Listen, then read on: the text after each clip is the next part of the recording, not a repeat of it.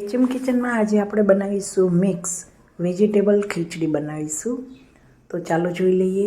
તો મેં અહીં દરેક શાકભાજી લઈ લીધા છે. પાલક, ગાજર, બટેટા, ફ્લાવર, કોબી. તમારી પાસે જે પણ શાક હોય તે બધા જ શાક લઈ લેવાના. તેની સાથે સાથે મેં અહીં મિક્સ મિલેટ એટલે કે બધા જ આપણા જે અનાજ હોય છે તે અનાજની કણકી તૈયાર કરી અને ભેગું તૈયાર મિક્સ અનાજ અત્યારે બજારમાં મળે છે તે લીધું છે. તેને આપણે ધોઈ અને સાફ કરી લઈએ. કુકરમાં મેં 1 થી 1.5 ચમચી તેલ એડ કર્યું છે, કેમ કે આપણે હેલ્ધી ખીચડી બનાવવા જઈ રહ્યા છીએ તો ક્યારેક તમે 1 ચમચી પણ તેલ યુઝ કરી શકો. અહીં મેં 1 થી 1.5 ચમચી તેલ યુઝ કર્યું. ત્યારબાદ તેલની અંદર રાઈ, જીરું અને 2 લવિંગ એડ કર્યા છે. હવે જીરું તતરી જાય ત્યારબાદ આપણે જે મિક્સ વેજીટેબલ તૈયાર કર્યા હતા તેને ધોઈ સાફ કરી અને આ રીતે કુકરમાં એડ કરી દેવાના. તો તમારે શાક બધું જ એડ થઈ જાય ત્યારબાદ શાકને આપણે સરસ ચમચાની મદદથી મિક્સ કરી લેશું અને સાતળી લેશું. મિત્રો, આ ખીચડી એટલી હેલ્ધી છે કે તમે એક ડીશ આ ખીચડી ખાશો તો તેની સાથે સાથે આટલા શાકભાજી જશે. મારી શાકની ક્વોન્ટિટી વધારે છે અને આપણે જે મિક્સ અનાજ લીધું છે તે મેં એક નાની વાટકી જ લીધી છે. તે નાથી તમારા શરીરમાં એકદમ સ્ફૂર્તિ રહેશે અને તમને જે શરીર ભારે ભારે લાગે છે તે પણ નહીં રહે. તમારા બેસ્ટ ડાયટ માટે પણ એકદમ સરસ અને હેલ્ધી ખીચડી તૈયાર થશે.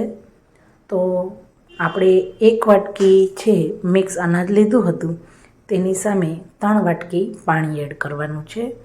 તો મેં મિક્સ અનાજને ધોઈ અને કુકરમાં એડ કરી દીધું અને તેટલા જ પ્રમાણમાં પાણી એડ કરી દીધું. હવે બધા શાકને અને અનાજને આ રીતે સરસ મિક્સ કરી અને તેની અંદર મસાલા કરીશું. ફટાફટ શાક સમારેલા હોય તો ફટાફટ ખીચડી તૈયાર થઈ જાય છે અને મિત્રો તમને વાર પણ નથી લાગતી. એકવાર આવી ખીચડી તમે જરૂર બનાવો, ટ્રાય કરો. ખૂબ જ સરસ બને છે અને એકદમ હેલ્ધી બને છે. સ્વાદ પ્રમાણે મીઠું એડ કરો અને મેં અહીં 1 થી 1.5 ચમચી જેટલું લાલ મરચું એડ કર્યું છે. તેમજ અડધી ચમચી હળદર એડ કરશું અને ધાણા જીરું પાવડર અડધી ચમચી એડ કરશું. ત્યારબાદ બધા જ મસાલાને ફરીથી એકવાર મિક્સ કરી અને આપણે કુકરને ઢાંકી દેવાનું છે. તો કુકરને ઢાંકી દીધા બાદ આપણે તેની 3 વિસલ આવે ત્યાં સુધી આપણે થવા દેવાનું છે. એકદમ ફટાફટ પણ બની જશે અને બધાને એકદમ ખૂબ જ સ્વાદિષ્ટ પણ લાગશે, કારણ કે મિક્સ અનાજની અંદર તલ છે, કોદરી છે, ચોખા છે, બંને મગની દાળ છે, ચણાની દાળ છે. એ જ રીતે દરેક તમને અનાજ કોઈ એવું નથી કે આમાં ના હોય, તે રીતનું દરેક બાજરો પણ છે. તો પણ 3 જ વિસલમાં આપણી ખીચડી એકદમ સરસ તમે જોયું કે ચડી ગઈ છે અને મેં કુકર ખોલ્યું તો એકદમ સરસ છૂટી છૂટી રહે તેવી ખીચડી તૈયાર થઈ છે.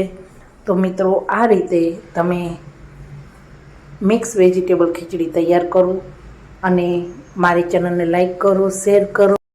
તેમજ મિત્રો નવા આવ્યા હોય તો સબસ્ક્રાઈબ કરો.